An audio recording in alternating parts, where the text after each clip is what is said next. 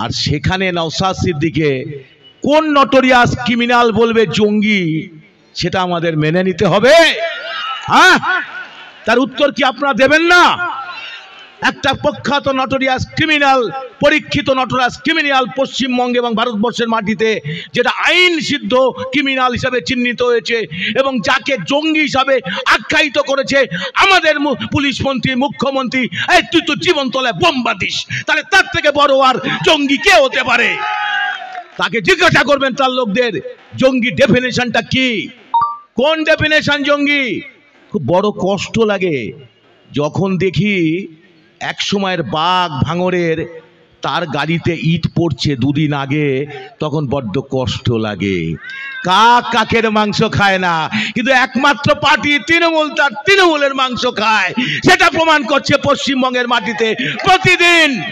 মাননীয় মুখ্যমন্ত্রী, আপনি বলুন তো 11 সালে ক্ষমতায় আসার পর যদি সবচাইতে বেশি কোন দলের কর্মী খুন হয়েছে, সে আপনি হিসাবটা বলবেন তৃণমূল।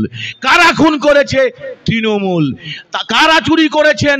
তৃণমূল। খুন হয়েছে চুরির হিস্সা না পাওয়ার দায়ে, জেল খাটছে কে? তৃণমূলের মন্ত্রীরা। এরপরেও আপনি বলছেন জনগণ আমার সাথে আছে। 26 সাল তার উত্তর দেবে। দয়া করে দাদা দিদির সেটিংটা যদি বন্ধ করা যায়, তাহলে 26 সালে পশ্চিমবঙ্গের জনগণ আপনাকে কি করে নবান্ন থেকে নামাতে হয় তার প্রস্তুতি এই রক্তদান উৎসব।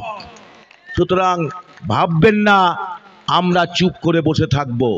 নওশাদ সিদ্দিকী আপনাদেরকে যে উপহার দিয়েছে, যে প্রথমে এখানে তিনি জেতার পরেই তিনি উপহার দিয়েছেন আপনাদের, যে সন্ত্রাসহীন ভাঙড় তৈরি করব, রক্তপাতহীন ভাঙড় তৈরি করব, তার নিদর্শন প্রতি বছর তিনি রাখছেন।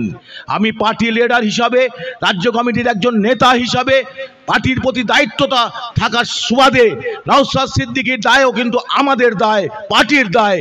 সেই হিসাবে বলবো, একটা জিনিস আপনারা মাথায় রাখবেন, বিরোধী রাজনীতি করতে গেলে অনেক কসরত লাগে, বিরোধী রাজনীতি করতে গেলে সততা লাগে, নিষ্ঠা লাগে, প্রাণ দেওয়ার শপথ নিতে হয়, জেল খাটার শপথ নিতে হয়। তার একটাই কারণ, আগামী দিনটাকে সুন্দর করে তোলবার জন্য স্বপ্ন দেখতে জানতে হয়।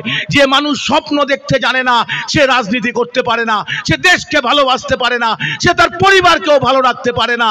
আগামী দিনের সুন্দর সমাজ ব্যবস্থা তৈরি করবার জন্যই প্রয়োজন, হে মহামানব একবার এসো ফিরে, যদি একবার চোখ মেলে দেখো এই গ্রাম শহরের ভিড়ে, এখানে মৃত্যু হানা দেয় বারবার, লোকচক্ষুর আড়ালে এখানে জমেছে অন্ধকার।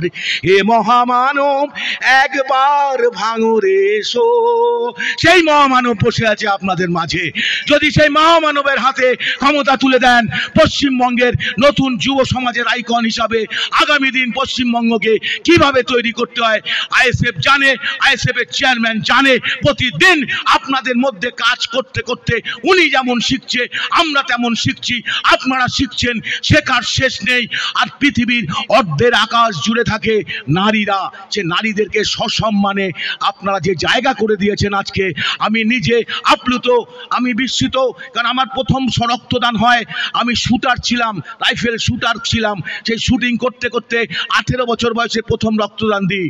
তারপরেই রক্ত দিতে চলে যাই ভেলোরে, বেড টু বেড। তখন আমার সাথে 2 জন লাগবে, আমি হাতে পায়ে ধরে 2 বন্ধুকে নিয়ে গেছিলাম সেই চেন্নাইতে ভেলোরে রক্ত দিতে। তারপর থেকে 2006 সাল অবধি ইচ্ছা ছিল সেঞ্চুরি করার, কিন্তু গলব্লাডার স্টোন অপারেশন হলো, জন্ডিস হলো, আটকে গেলাম 48-এর দোরগোড়ায়। এখনো কেউ ডাকলে দৌড়াই। শুধু আরেকটি অনুরোধ করব, নেগেটিভ গ্রুপের রক্ত যখন পরীক্ষিত হয়ে যাবে, দয়া করে কোনো দান শিবিরে রক্ত দেবেন না। ও নেগেটিভ, বি নেগেটিভ, এ নেগেটিভ।